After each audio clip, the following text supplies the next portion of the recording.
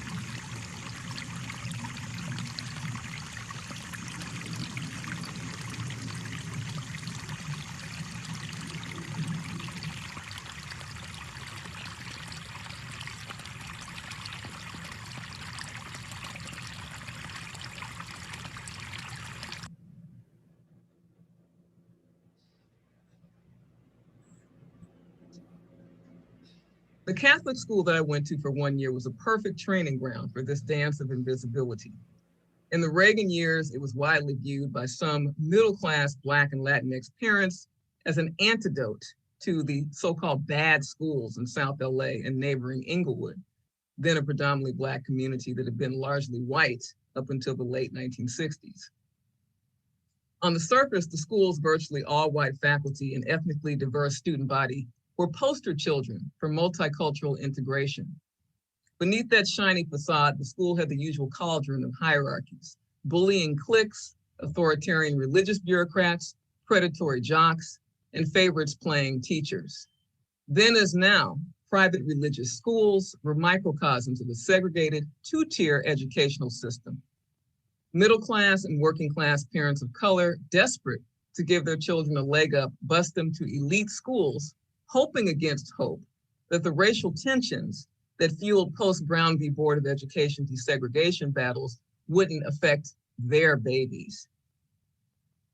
These affluent white students lived in Tony single-family homes and condos that dominated the multi-million-dollar beachside community where the school was based.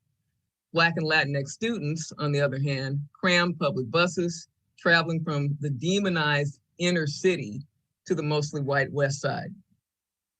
The implications of this dichotomy would shape my budding consciousness about public education, public space, race, and gender.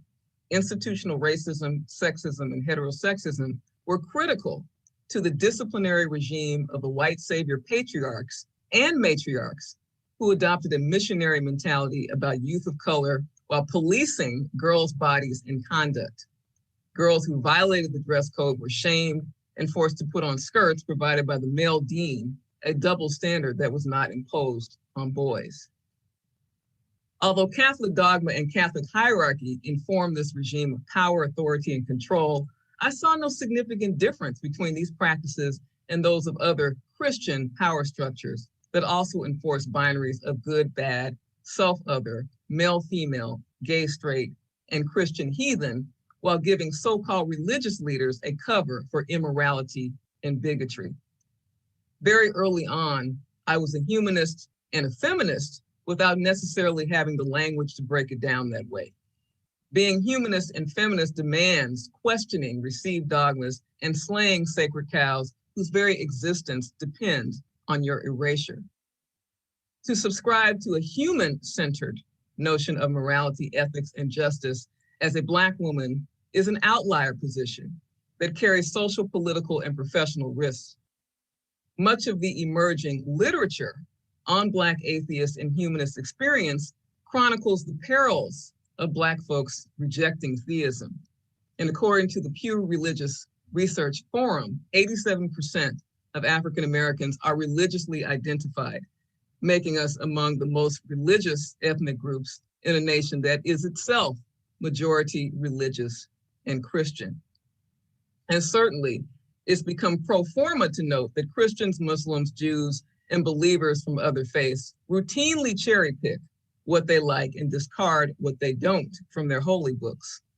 Flipping it another way, do gods give a damn about universal health care, access to stable, affordable housing, and the right to earn a living wage with benefits for everyone? What use are gods who don't protect bodily autonomy and the right to self-determination for queer, non-binary, and gender non-conforming folks? And what use are they if they don't protect these rights for women or folks with disabilities?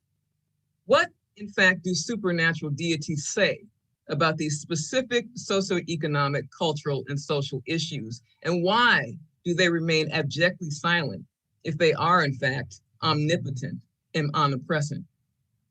Of course, the short, reductive answer is that these are contemporary human matters that didn't exist eons ago when gods first dropped knowledge on the holy men, emphasis on men, entrusted with codifying and relaying their wisdom to the unwashed masses. But if gods are in fact all-knowing, why do they rely on imperfect messengers to unpack and screw up interpretations of their doctrines across the centuries? If they are all-powerful, why do they allow predators and thieves to infest the leadership of every major religious denomination on the planet? This line of questioning echoes Epicurus's timeless critique of the basic impotence and bankruptcy of theism. Omnipotent so-called just gods who can't ensure a universe free from evil, cruelty, and human suffering are not, in fact, omnipotent, just, or godly. Thank you. The Catholic school.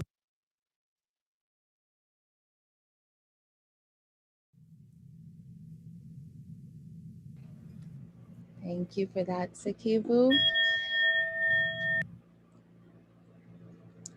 We will get a chance to dig in, well, to some degree, dig into each other's reflections and to respond. But for now, continuing our walk around the lake, paying close attention to the beautiful lotuses that grow. Next up, we have our Baha'i tradition. The Baha'i faith is focused on building a just, peaceful, and sustainable world, one neighborhood at a time. By nurturing the beauty and potential of all children and unlocking the power and capacity of youth, the Baha'i faith invites everyone to build an open community. Reflections today are offered by Maya Mansour, an artist originally from Nashville, Tennessee. Her current work in reproductive health guides her explorations of the relationships between the human body and the soul. Once again, I invite you to find your breath and repeat silently. Breathing in, I see the lotus. Breathing out, I respect creation.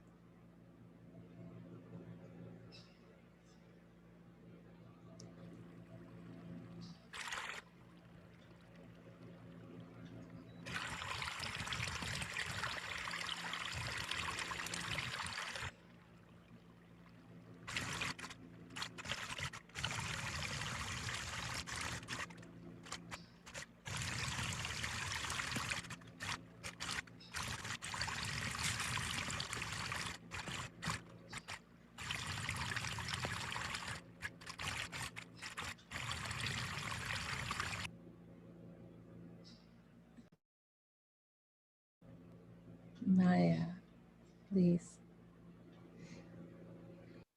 Thank you so much, everyone, for having me here. I feel so grateful to be a part of this space.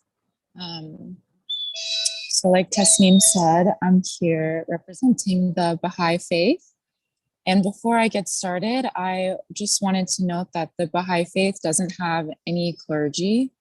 And so I am not in a special position to be saying the things that I'm about to say. I'm just coming as a Baha'i with some reflections on the way that my faith and my positionality in this world interact with each other.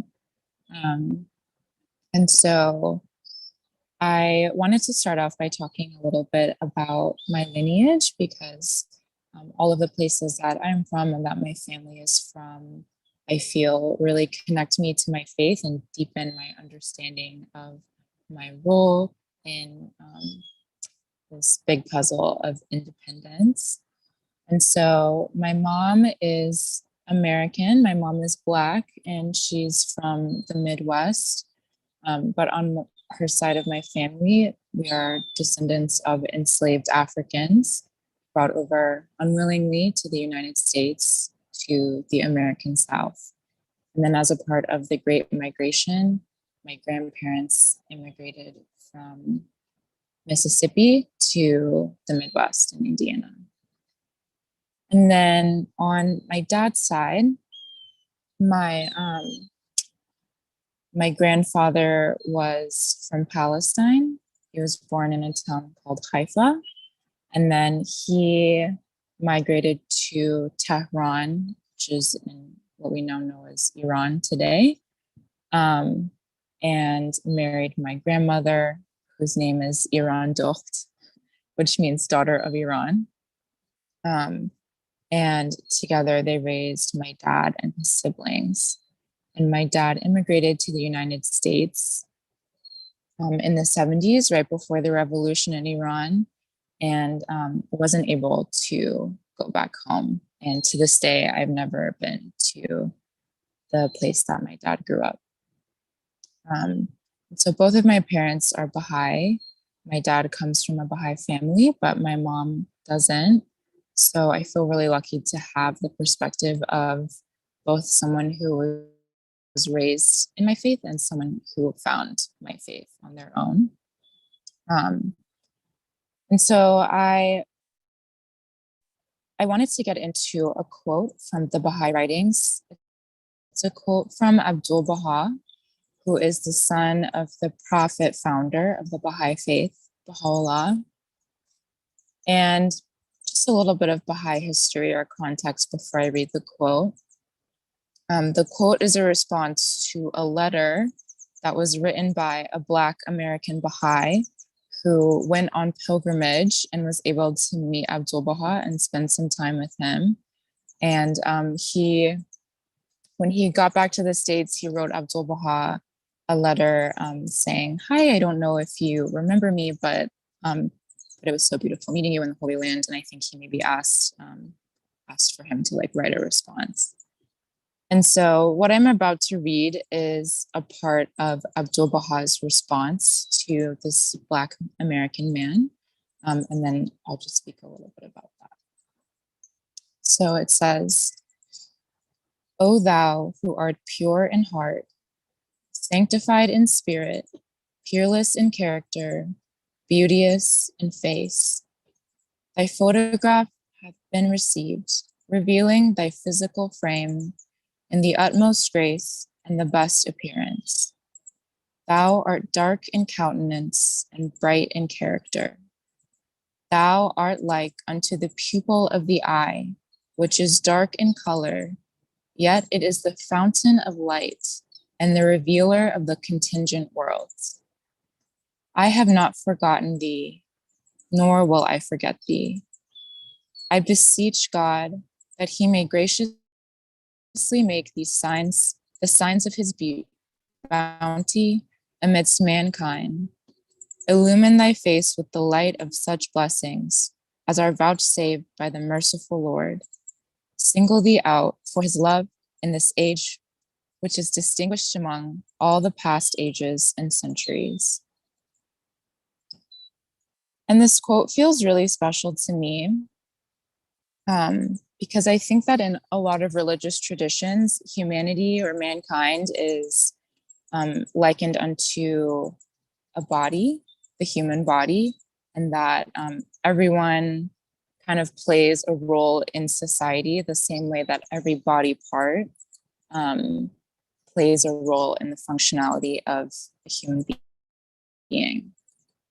And it feels so sweet and special to me to be direct and being identified as the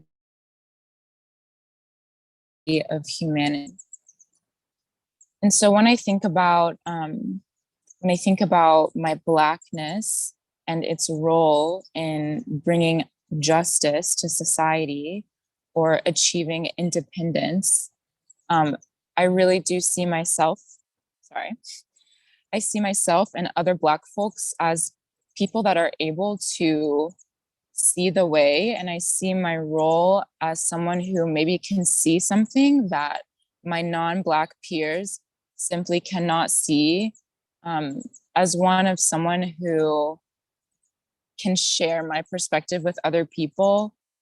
And that perspective is so important because if I don't share it, then that means that the whole world is missing out on this thing that people are unable to see. And I think that we can look at this literally and think about the functionality of the eye in relation to the body or the pupil. But personally, lately, I've been thinking a lot about sensitivity and how sight is one of our senses, and how a lot of the times when Black people, when we express ourselves, we're told that we're being too sensitive. And I actually see this as a testament to our ability to pick up on things that other people simply cannot. And so even when someone says that and they mean to silence me, I actually take it as a compliment in a way that this person is actually subconsciously acknowledging this spiritual superpower that I have as a Black person to pick up on something that they are not able to pick up on. And so that is my offering for today. I'm so excited to hear from all of the other speakers, and thank you again so much for having me. Thank you so much, Maya. I love that reframe of something, changing the silencing to a compliment. I'm sorry I forgot to do this the first time around, but let's just take another moment of silence. And if in the chat, both in live stream and over now, you want to just take a moment to share any bits of wisdom or anything that's sticking out to you right now before we transition to the next reflection.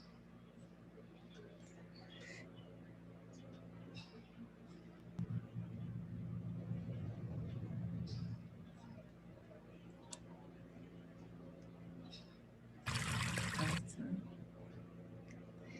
All righty. You continue to reflect and moving forward on our 0.9 mile hike around Echo Park. And yes, all the images you see today are of Echo Park. So if you haven't had a chance to visit, please do. It's beautiful, as you can see. Our next reflection is from the Christian tradition with Sable Manson. The New Testament includes the metaphor of eyes, hands, heart, and mind, serving in harmony within one body of Christ, recognizing that all components of the body are needed for health and vitality. We reflect with Sable Manson today, Interfaith Minister in Residence and Assistant Director of Student Leadership and Development at the Joint Educational Project at the University of Southern California, even as the Bruin in the spirit of unity, woohoo, Trojans. And with that, I invite you to find your breath and repeat silently. Breathing in, I see my neighbors. Breathing out, I will serve my neighbors.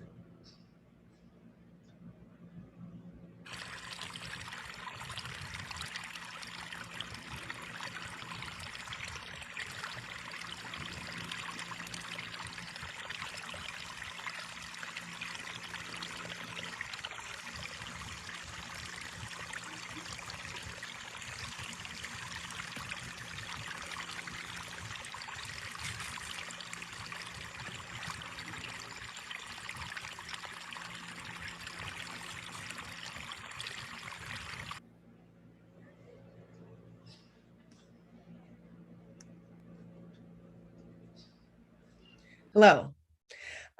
Thank you very much for that introduction. I will be sharing Christian perspective. However, as I thought about this position, I recognized how Christianity, to be a Black Christian or to be a person of color in Christianity, especially in the American context, especially in today's day and age, it is to be in a position of tension. It is to be at the intersection of intersections of intersections. It is to know that we were not brought to this country and the Christian faith is not indigenous to us necessarily. And yet many of us have taken upon the mantle, knowing that we were converted in both with the Bible and with the sword, knowing that Christianity has had a long history of both helping us and providing support, but also at the same time marginalizing us. It has both told us that God loves us in some capacities, but also at times we have not seen ourselves reflected in it, whether it is in the actions of the Christian church or in the actual pictures on the wall. Many of us grew up not seeing a brown Jesus with wool hair. We saw a blonde-haired, blue-eyed Savior and told that that was who was indeed the Lord, who should be the Lord of our lives. So Christianity is full of tensions. To be a Black person in this country is to be aware of said tensions. And so how do you deal with that? How do you, if you do find resonance in the Christian faith and the Christian perspective, how do you reconcile the fact that this entity, this thing that you would like to, this community that you would like to be a part of, that you might subscribe to, that you might identify with, can actually point to specific times in which you have been told, no, you are less than. You may be made in God's image, but your treatment, your experience, your faith perspective is challenged. And so in those kind of ways, those knowing the history of African-American Christianity in America know that we have at times for no other reason, some might call it segregation, some might call it just a way of finding our own resonance, because we were pushed out of a lot of Christian churches. So there's also this very clear line of the Black church that may have the same Bible, but as anybody who has gone to a Baptist service or any kind of colorful, flavorful Black church will tell you, you might be reading the same scriptures, but we feel in the spirit slightly different. So again, how do you come back to these tensions? How do I resonate with the fact that I attended First Lutheran Church of Carson from my childhood, but our pastor was, he himself, a Lutheran pastor, but he had actually grown up in a Texas Baptist church. So while he was reading the Lutheran catechisms, he had the call and response that all of us knew so well. And how do you resonate with the soul and the passion and the feeling of old Negro spirituals or spirituals that literally, because of the pain, because of our experience, because of everything that is within our community, when you sing these songs about liberation or about freedom or about I once was lost and now I'm found, it resonates differently. So how can you take that and still be proud of that and know that the Christian church still is doing a lot of marginalizing things, if we're going to be honest. How do I, as a young person and as a person looking at my friends, my colleagues, even those younger than me, how do I reconcile that, our Black queer community and how they are pushing up against the Black church? How do we deal with this multiplicity in which God is love and Christ is our savior, and yet the church is full of areas of growth? Let's keep it all the way real.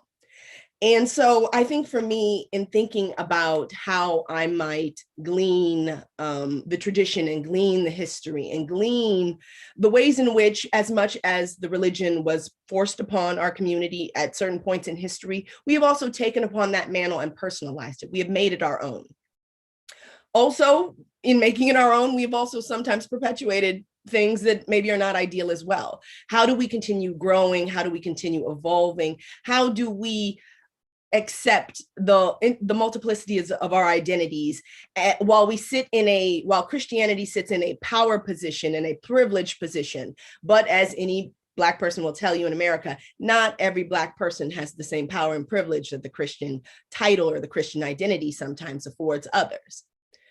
So how do I deal with that? How have I made peace with that? What do I take from that? I currently don't have a church, even though I do still subscribe as a Christian. I think both the things that were taught to me and loved into me, and when I think of the faith of my mother, one of the strongest religious influences, I don't want to throw the baby out with the bathwater. I want to still find a way for it to make sense and for it to resonate in my life. To not disregard or to turn a blind eye, in fact, to stay a part of the community so that I might be critical, to know my history so that I can speak with confidence when I say certain things, and speaking truth to power, as we should in all of our circumstances, regardless of the community. And so also, how do I reconcile, or what brings me comfort, or how do I sustain myself? I think of what I think a lot of Christians might ultimately come down to. We are told many, many times, God is love, Christ is love, Jesus is love. And for some of us, that lived experience is not always that. But for some of us also it is, whether it be our mother's love, whether it be the love of a brother, whether it be the love of our community, whether it be the moments in which we have found resonance in that. And so if we hold fast to love, and if God is in fact love in the Christian context and conceptualization, recognizing we're at an interfaith event, so I also hold that steady. I take resonance with the passage in John 15, 9 through 17. It says, "As the Father has loved me, so have I loved you. Abide in my love. If you keep my commandments, you will abide in my love, just as I have kept my Father's commandments and abide in his love. These things I have spoken to you, that my joy may be in you, that your joy may be full. This is my commandment, that you love one another as I have loved you. Greater love has no one other than this, than someone to lay down his life for his friends." So at the heart of how I conceptualize my Christian faith, and at the intersections of all these tensions, I find love. Within the Christian context, they will say that is Christ. I will continue to call it love. I will continue to resonate with the things of my childhood, but still be open to love in all of those capacities and in all of those ways. So with that, I shall end my reflections, but I will also say that even in the patriarchal conceptualization of this, I also tend to sometimes in my own minds do a bit of code switching, as I'm sure the Black community knows. As many know, one of the oldest evidence of humanity was found in Africa, the motherland of all of humanity, quite frankly. And in many capacities, the oldest that we have found has been a woman, or in a capacity. So for me, while it may say the Father has loved you, I think of my mother. I think of the ways in which love has been personified in my life. And so even though I don't see myself in the blonde-haired, blue-eyed Jesus, and even though I may not see myself in the patriarchal father, I see myself, or I see resonance with knowing that we all came from a Black woman, quite frankly, and that at the heart of everything is love. So with that, in my reflections, I welcome your pausing, and I look forward to the reflections of the other speakers. Thank you so much, Sable, for bringing light to all the tensions, the intersections, and the call to love. I loved, may your joy be full. So as I reflect on that, I invite your reflections in silence. Feel free to add it in the chat before we continue our metaphoric walk along Echo Park.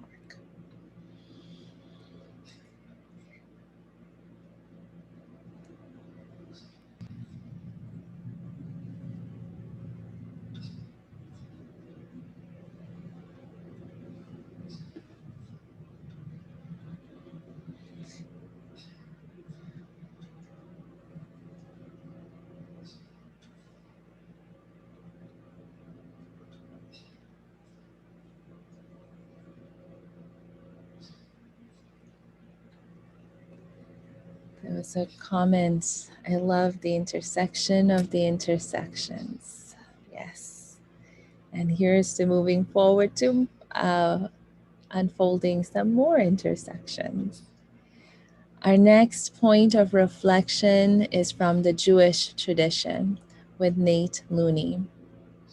The Torah, Numbers 23:27 to 24:13, tells the story of Balaam and Balak and finds the people of Israel dwelling in a community with tents, respecting individual space, yet arranged to be part of the unified whole.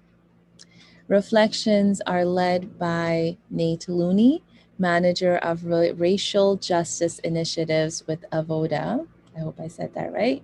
He leads diversity strategies with a focus on Jews of color. I invite you to find your breath and repeat silently. Breathing in, I see the water. Breathing out, I will conserve water.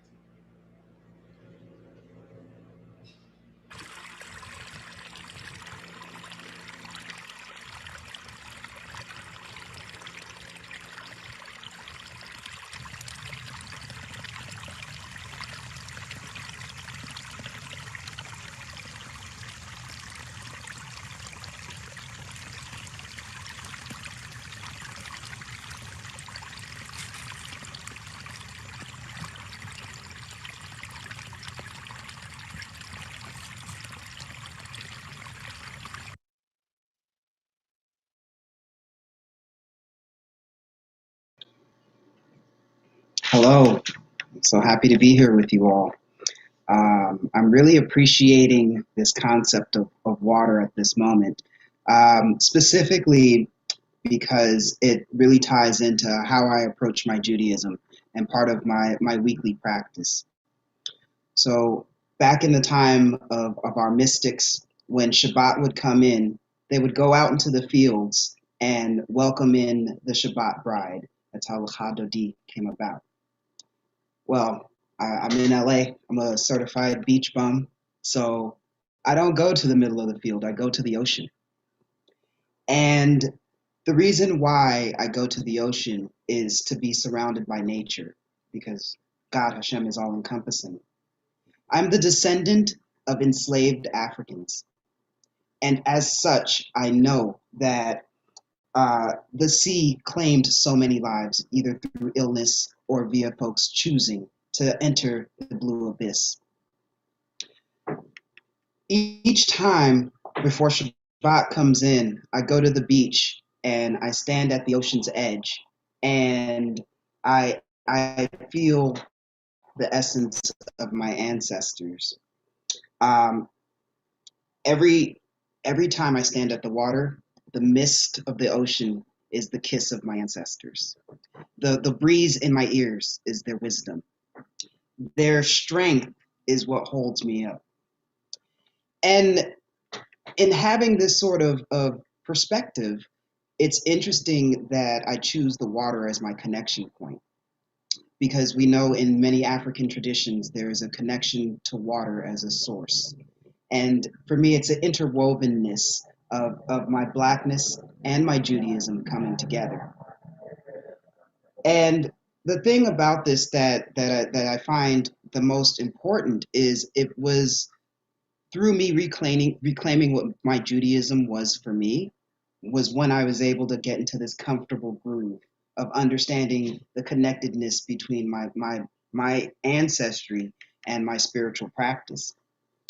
The other thing that I would like to lift up that really encompasses how I move through the world, my Judaism impacts everything that I do.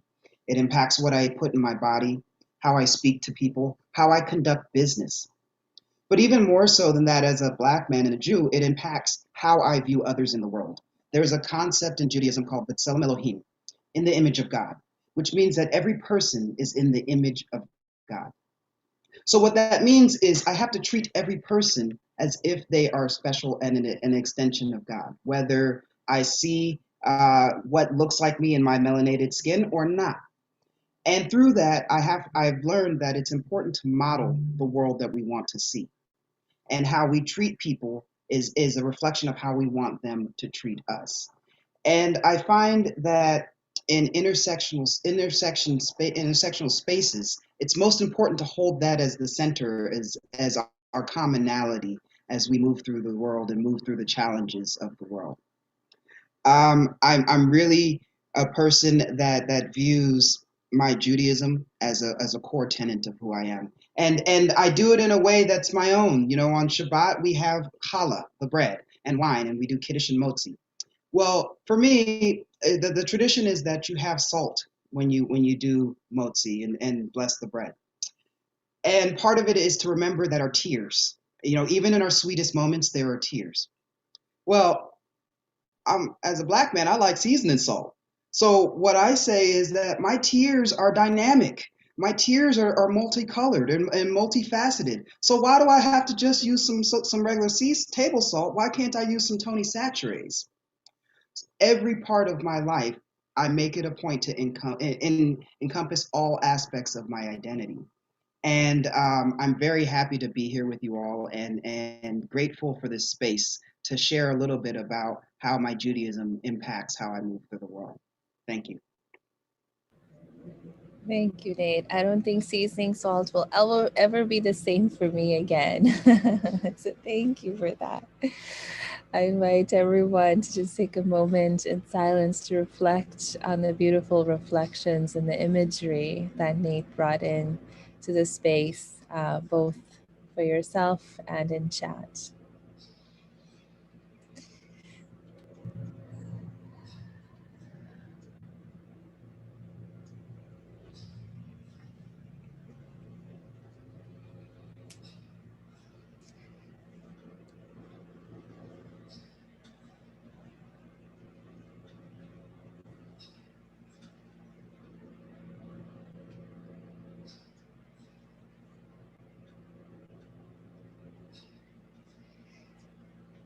Continuing our metaphoric walk, we move on to learn from our Islamic tradition. In the Quran, chapter 49, verse 13, speaks of creation and unity by proclaiming that we are all created from a single pair and made into nations and tribes so that we get to know one another. And the best of us in the sight of God is the one best in conduct and character. So in the name of God, the most gracious, the most merciful, reflections today are offered by Maya Al-Mansour Matthews. She's currently a sophomore at UCLA studying neuroscience and global studies. And Maya is also the facilitator for New Ground's Youth Alumni Program. New Ground is a Muslim-Jewish partnership for change. And go Bruins! Woohoo! Okay. You're invited to find your breath and repeat silently. Breathing in, I see abundance. Breathing out, I will share with others.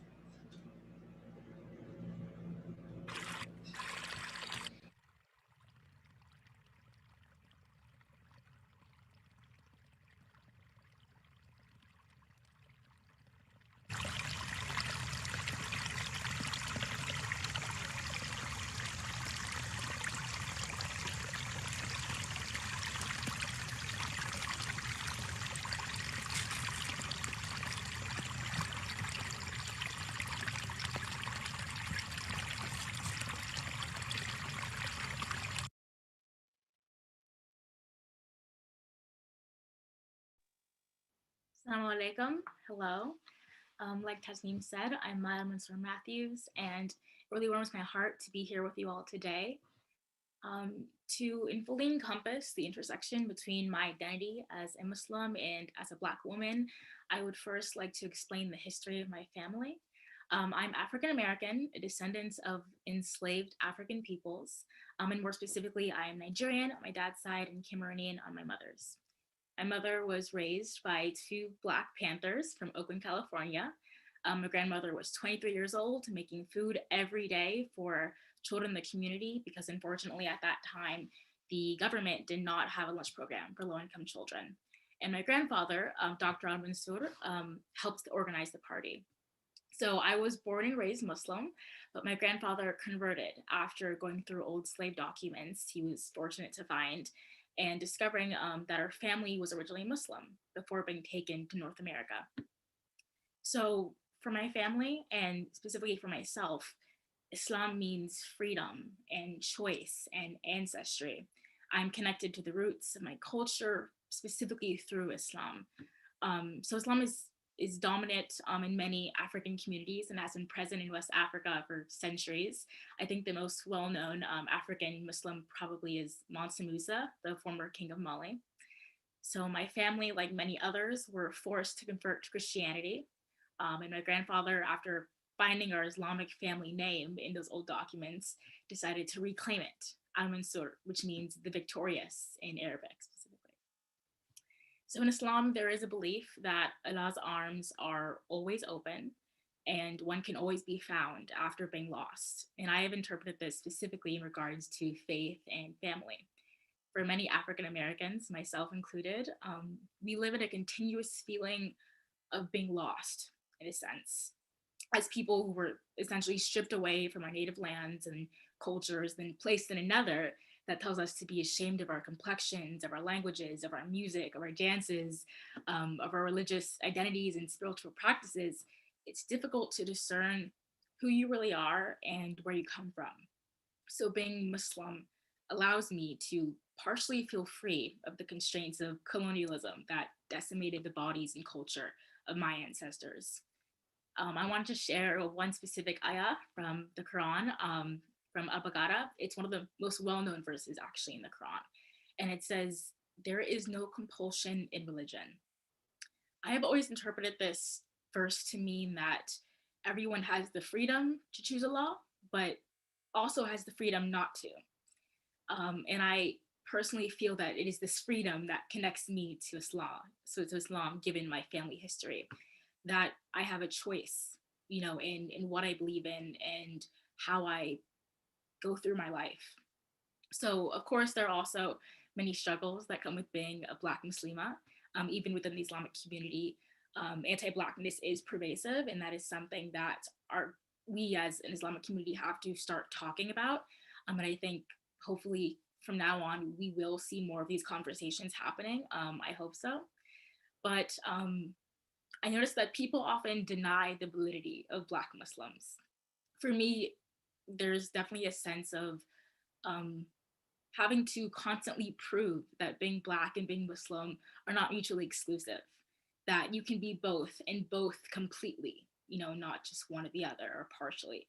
But that's why I love spaces like this, where we're able to hear Black voices and stories, not just of suffering and other issues that often lead to what I call and others call oppression porn for people to indulge in, but of Black life and of Black history and faith. So I'm very glad to be here with you all today, and thank you. Thank you, Maya. as a Muslim myself, I'm struck by your choice of saying Islam to me means freedom, choice, and ancestry. It's just hitting me in a very powerful way. So thank you. So yes, a few moments to just reflect in silence of all the richness that Maya brought in with her reflections.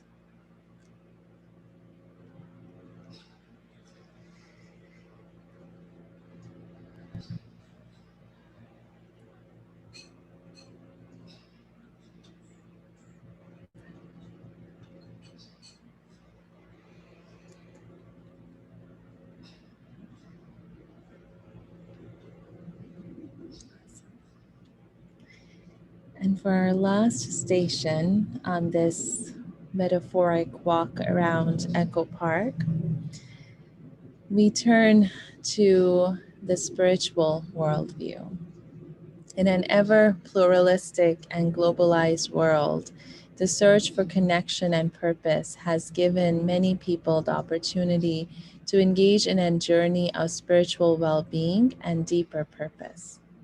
The reflection for the station is led by Mike Brown, a Black recording artist, music producer, podcast host, public speaker, teacher, yet and still just Mike Brown. His most recent passion lies in the art of letting go, a podcast he reflects on his life and lessons he learned along the way. Mike is on a journey and welcomes all of us to join. Thank you in advance for that invitation, Mike. I invite you to find your breath and repeat silently. Breathing in, I feel interdependence. Breathing out, I am in community.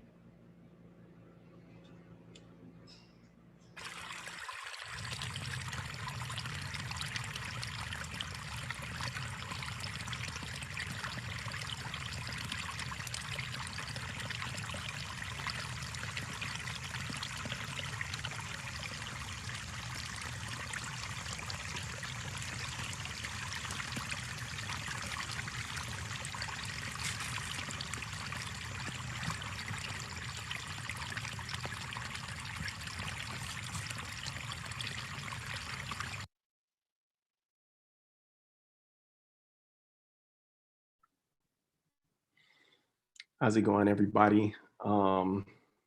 First, thank you to everybody that has shared so far. You all have really shown just the beauty of religion for me. I grew up Christian, my mom being Catholic and my dad being Baptist, and being in a Baptist church growing up. I just didn't feel connection to the establishment of church. And when I got in college, I tried to open myself up to checking out a Catholic church just because I felt this very strong connection to God, but I just didn't really understand, you know, the show of church for me. And like I said, this is my perspective and my experience. So going to Catholic church, it was very peaceful and meditative, but I also still didn't feel connected to the establishment.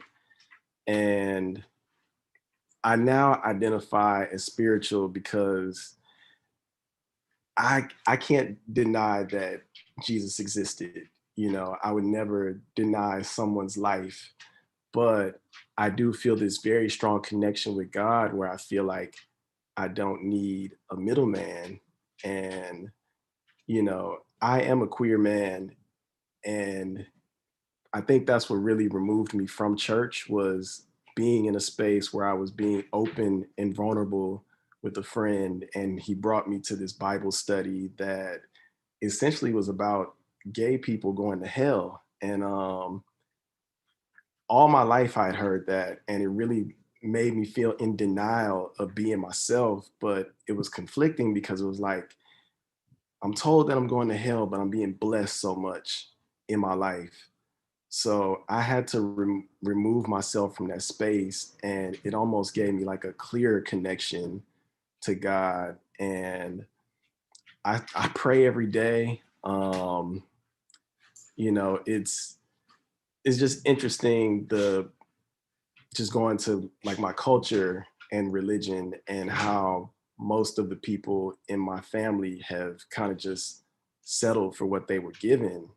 And for me, it's always felt like there had to be something deeper than what I was being given at the surface. You know, my grandmother was Catholic, and I would always ask her, like, you know, because she felt like if you weren't Catholic, you weren't going to heaven. And for me, it's like, all these other people believe in all these other things. Where do they go? And, you know, being in a space like this is beautiful to see, like, everybody's different space of religion is rooted in love. And that's how I try to live my life, because, you know, I think I've gotten this far through love. And, you know, in the Christian faith, they say God is love. So essentially, you know, I feel like that is the best way for me to worship God, is through loving other people, loving myself, and just finding that love and seeking that love and giving that love. And yeah, that's kind of where I'm at today. Thank you, Mike. I love those reflections on love and the centering on that, to experience God and to experience community. Thank you. Just taking a moment to reflect. Actually, now that was our last reflection spot, I'm gonna enter in the chat a Jamboard invitation, and perhaps we can reflect together. So I'll invite everyone in our Zoom meeting to click on the Jamboard, and I will share screen. Actually, one sec, let me first do this. And, oh, one sec, actually, sorry. I wanna make sure I share the right. Actually, I am sharing that. You guys can see the Jamboard, right? Okay, perfect. Okay, so does everybody know how to use the Jamboard? You pretty much go over, oops, and it's getting bigger and bigger. Okay. You pretty much click over here. That's a sticky note, and you can type in whatever it is that you are reflecting on or sitting with, and then, you know, you'll just do save like that, and it will show up, and you can move it around, make it smaller, bigger, whatever. So let's just take a moment to jot down what insights, questions, connections. The word interconnection and intersectionality was big. So what are you sitting with now? And then we'll take about 20 minutes to just have open space dialogue and respond to each other's thoughts and questions.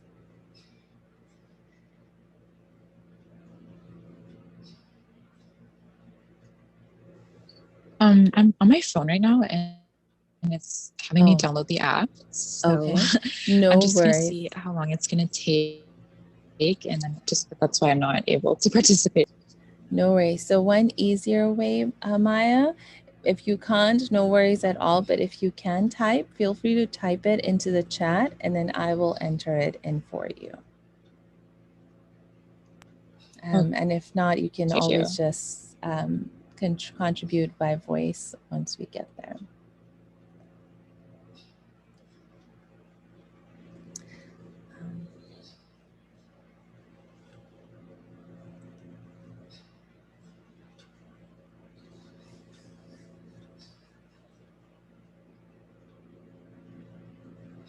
Yeah.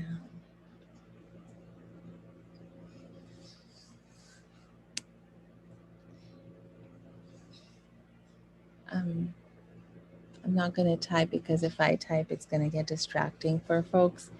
But I'm hit by the power of ancestry and how you all mentioned that in your shares.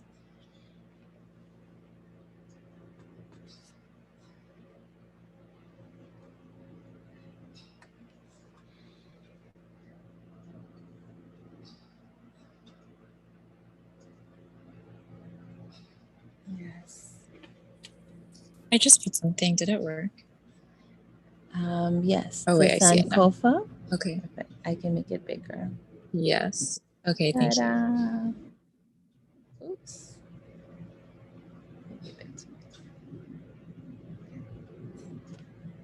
There we go. Give me another minute if folks want to bring up anything else. And I know Tahil is going to start off the discussion, and then everyone can join in as they feel called.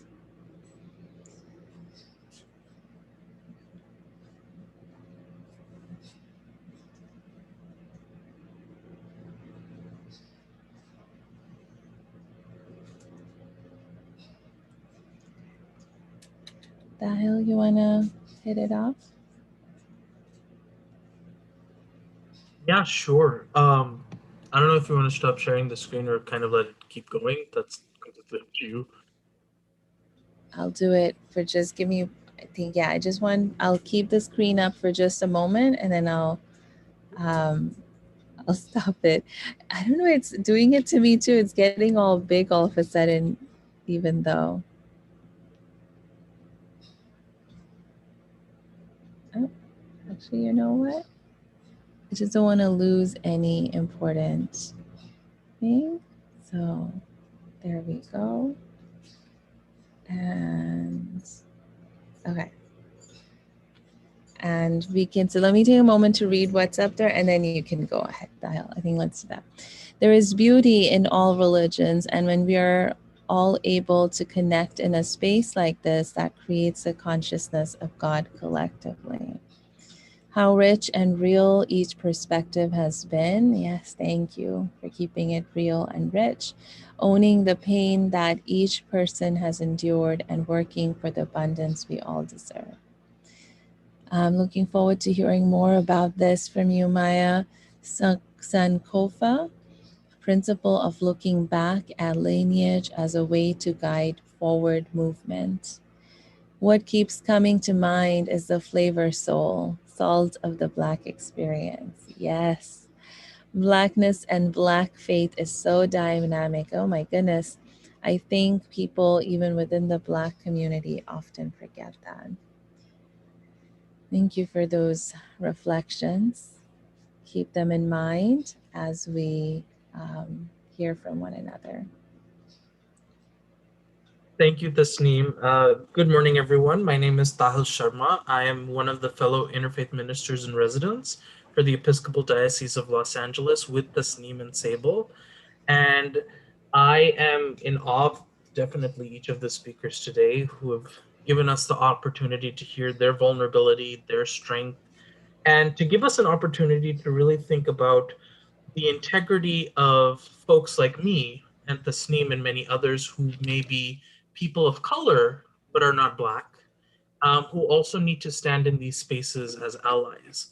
And one of the ways that we want to do that is by owning the integrity of the challenge that it's been to host something like this Interdependence Walk. Because we were tasked traditionally to make sure that we have faith traditions represented both in the Abrahamic and Eastern contexts. But as many of you might have noted, we did not have a Hindu, a Sikh, or a Buddhist speaker today. And I will tell you the reason why, because it was a challenge to be able to find someone who identified as Black and from one of those Eastern traditions explicitly. And this made me reflect a lot on representation and racism and colorism from not just the traditions, but the communities themselves who are often marginalized and ostracized in their unique ways. Historically, the United States, on a day like this, has had more than a couple of centuries worth of pain and oppression towards people of color. And it made me think about how the communities that I come from that own these ideas of inclusion and transformation and pluralism managed to give me a situation like this where I could not find another person of color from my own faith traditions. In the Sikh tradition, there were several people that I was able to reach out to who were not able to make it. From the Buddhist tradition, there were several people I reached out to who were not able to make it. But from the Hindu tradition, I actually could not find anyone. And it kind of had me develop a crisis in the past couple of days, because it made me think about the pluralism that I sort of boast as being both a Hindu and a Sikh, but not even being able to find it in the genuine practice of being able to create spaces like this for fellow Black Hindus to be able to speak. Now, does this mean that they don't exist? No, that's not necessarily true. I just found myself in a situation where, locally speaking, I could not find someone. But this did made me think deeply about the context of racism and colorism that comes out of these kinds of conversations, when oftentimes people are not able to identify fully with a faith tradition because their race and their color are seen counter to or mutually exclusive with their faith tradition. And for many faith communities that are Eastern, oftentimes we face the issue of them developing their own silos because they themselves are being marginalized and oppressed and are trying to create a thriving community. But with that comes the expense of not allowing other people to be able to join their community. And in this struggle of trying to fight against racism and colorism in all of its forms, it's important for me as a Hindu, as a Sikh, as an interfaith minister, and as an activist to remind myself of the need to make sure that my communities are uplifted and equalized, but that they don't become the silos that are also exclusive to other people of color, that deny the humanity, the suffering, and the need for justice of other people of color. And especially with the nature of anti-Blackness that comes out of the South Asian context and the Hindu and Sikh and Buddhist context oftentimes, means I also have a responsibility to deconstruct the racist notions that develop after centuries of history of being considered the model minority. So this is my invitation to be transparent to you all that this was a struggle. But this doesn't mean that our work for being anti-racist ends with the conversation today.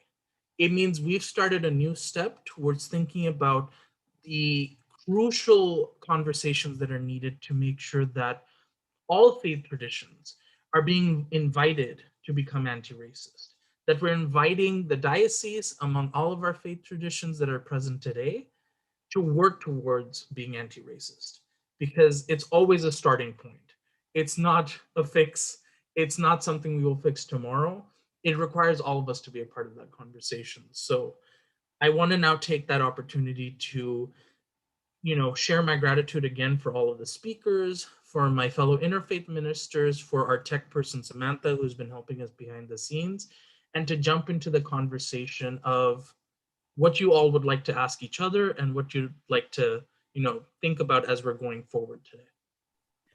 Just quickly, I would like to respond to your reflection. I think the thing that bubbles up for me is just the necessity of I know some people find allyship problematic, whether you call it co-conspirators, whether you call it allyship. I really think about inclusion, but also advocacy, because in many ways, in an ideal situation, all people of equal access would have equal access to everything. But in recognizing if I don't have access to a particular community, can I still have enough confidence or hope that my intentions or my well-being or is going to be considered?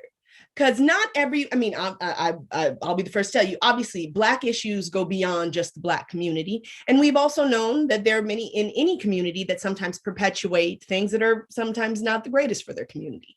But I think that one of the reasons why I love events like this, whether it be interfaith events or intersectional events, is it reminds us that a Black person need not be in the room for Black issues or for Black well-being or for Black lives to matter in that space or that context. And that we do ourselves the greatest service in allyship or in collaboration to share my perspective, to share my experiences, so that and I could speak of just directly. Tahil and Tasneem, I consider you all great allies and regardless in how you might identify, I know that you all feel just as passionately about my well-being as I feel about yours. So I think that if we can continue cultivating collaborations or conspiratorial allyship or whatever you want to call it, I think that that will also not to stop or halt inclusion, but on our pathways to greater inclusion, also making sure that those perspectives are spoken about, known about, or shared, whether or not it's coming directly out of a Black mouth.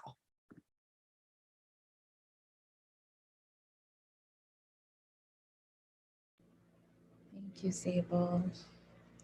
Any other reflections, questions that our speakers are sitting with?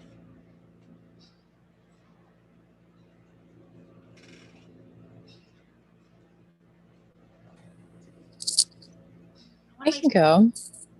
Oh, sorry, did I just cut someone off? No, go for it, Maya. I just wanted to note, I think it's really beautiful how so many of us were able to like weave our ancestry into our individual identity and our reflections. And I think it's so powerful as Black Americans. I think many of us spoke to this, but how our lineage has been taken away from us. And so often, like, we don't know where we come from, but there's such a craftiness that I love about us. You can still take like what little we have and still like find these pieces and put them together and like find whether that is like direct lineage or like a spiritual lineage, and like find people that we are following in the footsteps of. Yeah, for sure. Anything others want to share? If you didn't get to share your lineage, or if you want some ancestral wisdom from your lineage is bubbling up forth for you, please go ahead and add. Yeah, I definitely have to agree. I think where you come from will always influence where you go. So for all of us, in terms of our faith or how we experience life, it definitely draws from what we've been in the past and where our families have been in the past. So I think it's very significant. And I also did want to comment on, I want to make sure I get the pronunciation right. Is it Sikivu? Sikivu, Yes, I know they're not here now, but I also went to an all-girls Catholic school for 7 years. So their reflections in their book really, really resonated with me in terms of what it's like to be in a Catholic space.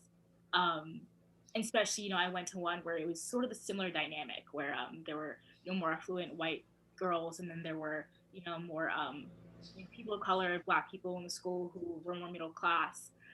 So it's interesting to be in that dynamic, and I definitely resonate with that.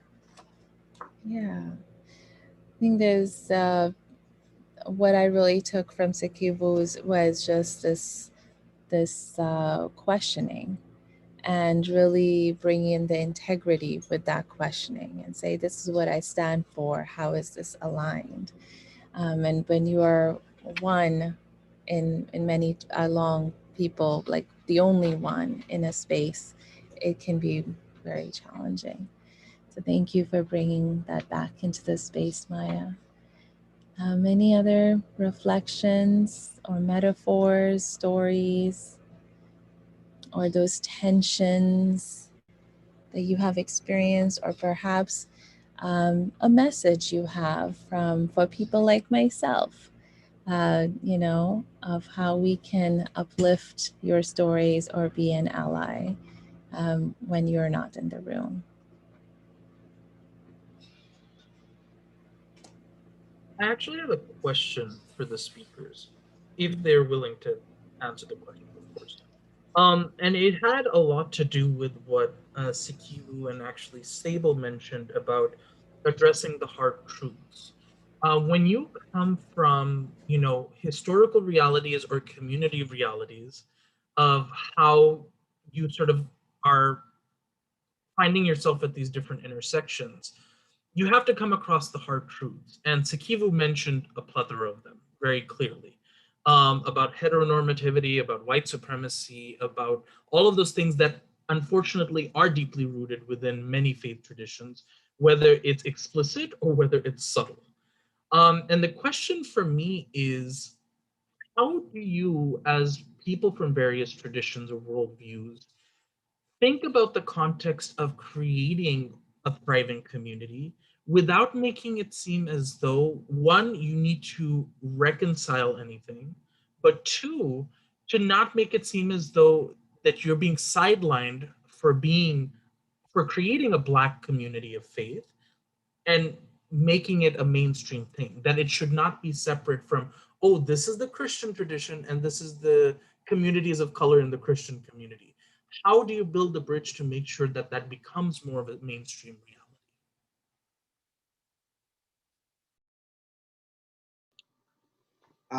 I can jump in on this one because this is something that I think about quite often. Specifically within the Jewish community, there is this assumption that Jews are white. And it's an assumption that exists both within the Jewish community and then and in our broader community. And so the challenge for Jews of color, specifically Black Jews, is being in our community and being seen in a way in which we are not othered. And I can speak for myself in my path in my Jewish tradition. When early on, when I was younger, I thought that the only way for me to be Jewish was a way that conformed to a European standard, because my Judaism was constantly being questioned. And so what I came to realize is no matter how much I try to fit that form of Judaism, there will always be someone that questions whether or not I'm Jewish or the depth of my faith. So I say that to say what I realized was that there are quite a few communities of Jews of color, Black Jews in particular, and it was through those communities that I was able to sort of live into the authenticness of my Judaism. To answer your question, what I see as being necessary within the Jewish community are two buckets. There's one where we need to create a vessel for people to grow and heal, because there's a lot of traumatic stuff that can happen as being a part of the Jewish community as a Black person. So it's creating that vessel and space for people to grow into their authenticity. And then at the same time, in tandem, creating situations where there's open dialogue and conversations between white identified Jews and Black Jews. And then the cherry on top of that, is changing our institutional dynamics and changing the way we talk about people of color within our faith traditions, and changing the way we approach folks of color, is instead of it being something that's exotic or unique, understanding that it's way more normal than people care to say. So that's kind of what I.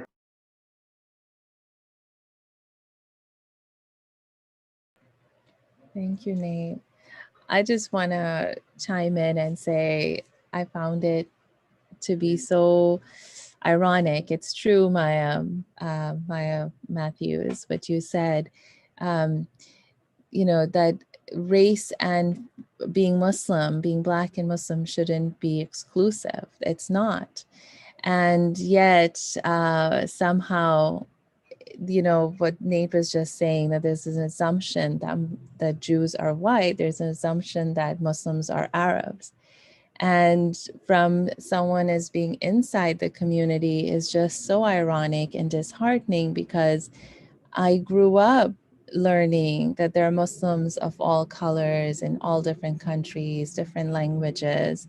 And it wasn't until I came to United States and saw at an Eid prayer at the LA Convention Center where 10,000 or some Muslims were there, literally reflecting the diversity of the tradition, that it hit me as a Muslim, that wow, that really is true.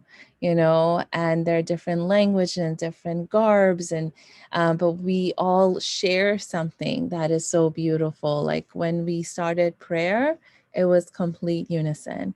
And once we ended prayer, it was like this energy of just seasoning salt with even more ingredients than what's in salt. So yes, I don't know why I felt compelled to say that, but it's not exclusive, and yet sometimes we need to do our work of making our spaces more inclusive.